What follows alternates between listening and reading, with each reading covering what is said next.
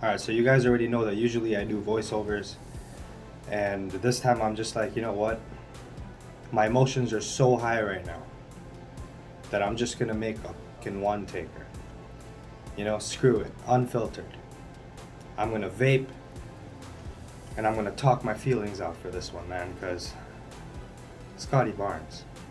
I mean, look, regardless of the fact that we lost this game, which is already in itself upsetting, especially in the fashion in which we lost it. What hurts more is that Scottie Barnes, our prize rookie of the year, yes, the ROTY, that looked really bad, man. Left ankle sprain. Thaddeus Young, left thumb sprain. Now, I'm not sure if it was Scottie's left or right ankle, but I believe it was a left. He's hurt. He was grimacing, and we know how tough Scottie is. All the things that we do as a team, which are our strengths, we got away from in this game. Now, we could call this the game one curse. We could say that it was nerves. Philadelphia's players had a combined 637 games or so of playoff experience compared to the 200 and some change that we had combined. Now, we have championship experience mixed in there in our core players, which is great. And our boys did perform, our core players did perform. But that was besides the point. I mean, even if you looked at the team comparison, we didn't shoot that bad in this game, 47%. Philly shot over 50. We made 12 threes. They made about 17. They had more free throws than we did. Of course, about 10 more free throws or so. They had 29 fast break points compared to our 10, which is what killed us. And when I say fast, I mean blazing fast, because Tyrese Maxey apparently has a nitrous oxide button that pushes his pace to the maxi. He was a killer, man. He destroyed us.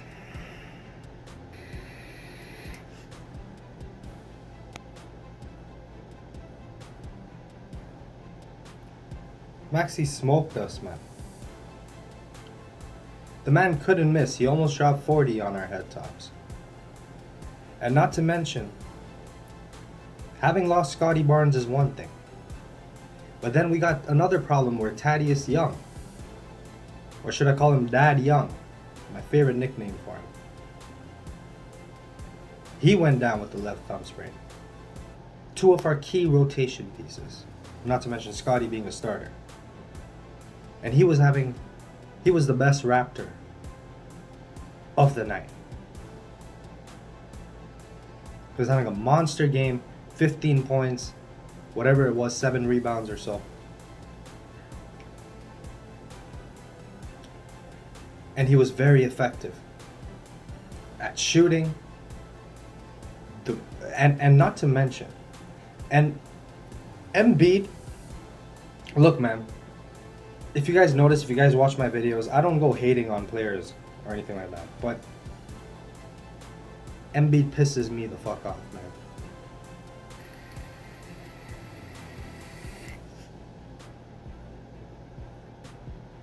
How do you slap someone in the face like that? He got a flagrant one. I believe it was in the second quarter sometime around there, for slapping Scottie in the face. He elbowed Kem in the face. This guy's playing bully ball. He doesn't care who's in. He's 7'2". Have some finesse, my friend. This isn't the UFC. And the refs, those early calls, I wonder why the refs were so ready to blow that whistle so fucking early in the game. Why?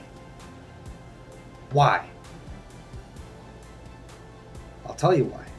That is the way that they were able to throw us off our defensive game. That's exactly what they wanted to do.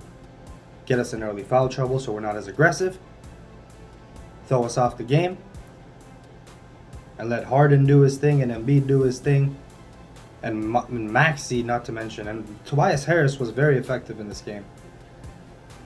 Now, is Maxey going to be this hot? I have one question. Is Maxey going to be this hot every game? Is this going to be something that's going to happen? They have chances of one of three players getting hot. We've shut down two of their players before. Maxey, this is like the first time he's had this hot of a game against us. If that's what Philly's plan is, to outshoot us and like hope that everybody just has a perfect shooting game like that against us, we cleaned the things that we didn't do right up. Philly only had like one or two turnovers this game, or three. We make opponents turn the ball over. One of the top teams in doing that in the league. I can't even articulate how upset I am right now with the way things unfolded today. Like everything that could have possibly gone wrong, the things that we had on our checklist that we wanted to do, those are the very things that we didn't do. Gary Trent Jr. was cold as fuck. And you know what? When I saw his look before the game, I texted to all my boys in this group that we have on WhatsApp. I'm like, yo, GTJ looks like he's about to have a monster game. And early when he drew those free throws, while trying to go in and do his have his floater game going, I was happy. I was like, this is how you're going to get the momentum and the ball rolling for this monster game I expect you to have. He looked really focused and in the zone. But we just couldn't. It was an interesting loss, you know. It felt a lot more like a mental loss than it did to do with a talent gap or anything like that between the two teams. And we can't go blaming one player, or this didn't fall like nobody was super cold or anything in this game. From like, you know, Freddie had a decent game with 18 points. He had like 2 blocks. I don't remember how many rebounds or assists he had, but he had a decent game. I remember seeing his stat line. I'm going straight off the top with this one, guys, because to be honest with you, sometimes you just gotta tell it from the heart. That's how I feel right now. And if this vape wants to work properly, because every 2 seconds I have to like switch the battery out. Shit. So don't mind me for a sec. See, guys, and another thing is, one of our biggest strengths as a team has been our defense, especially on the road. We hang our hat, as Jack Armstrong was saying at the end of the game, on our defense. And if that effort, you see, effort is something that we can work on. That we can say, yo, we're going to try harder next game. You see, and this is the positive that I'm trying to take away from all this. It's that our mistakes tonight were fixable. Although they were unfortunate and untimely, they are fixable mistakes. We just got to put in 110%. Right? Through the whole 48 minutes. That's what got us the success that we got in the second half of the season. We absolutely cannot get complacent. Okay? And we can't let our heads get big because we have the position that we have right now and that we weren't supposed to be here. The fact that we weren't supposed to be here should make us try even harder and respect ourselves and our position even more.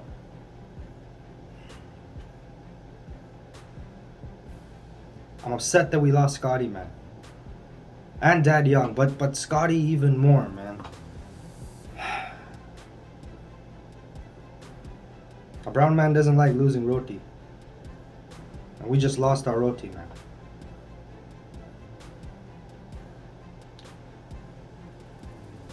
But regardless, it's a sprain. And we know how tough Scottie is, and we know that I still have hope that, you know, we're going to be able to come back, pack a punch the next game, clean up those mistakes. Because as I said, it's effort.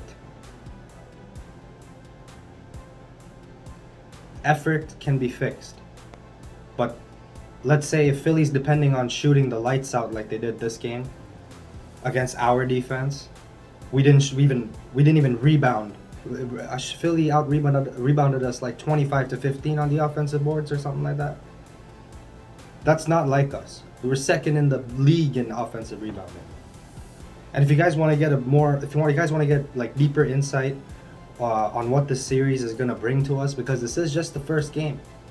There's a lot more to this series, and y'all basketball heads who love, stats and who love, like, the whole narrative and the storyline and what this series really in depth has to offer all of us as basketball fans and lovers of the game and watchers of the game, then you want to check this video out right here.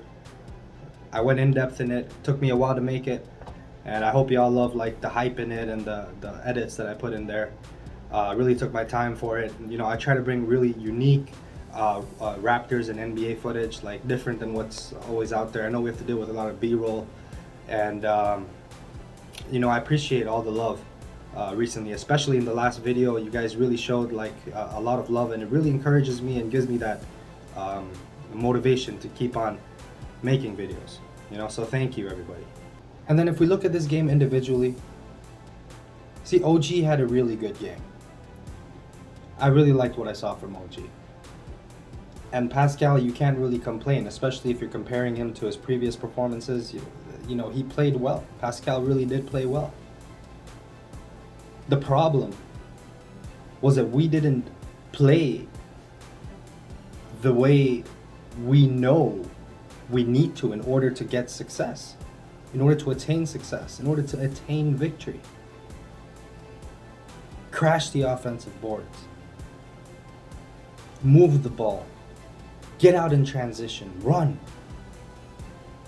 Be energetic on your switches. Be deliberate with your switches. Be deliberate with your passing. Be decisive on your pick and roll actions. Elite help defense. Those second chance points are so important for us.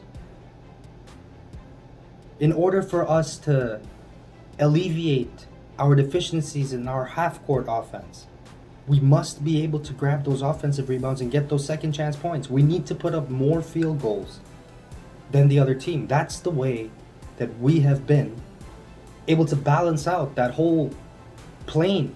Like those two things, that if we're not going to have a good half-court offense, we need more shots than the other team. That was our recipe.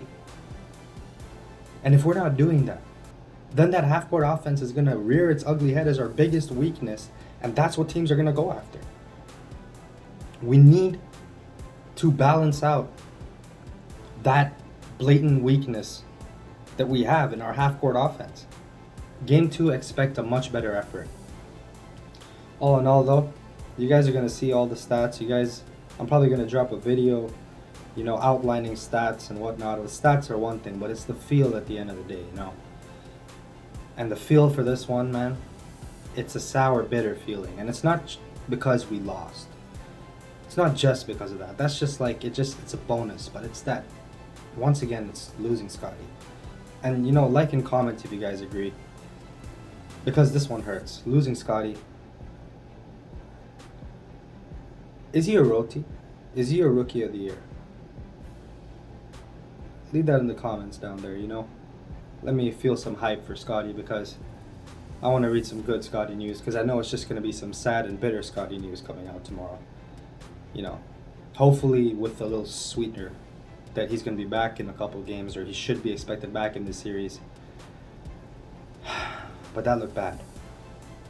He was grimacing, And what more is there really to say? If you guys really want some deep analysis on it, I did make that video. Like I said, check it out. There's a lot more videos. I made a really in-depth one on Siakam as well. Subscribe and like.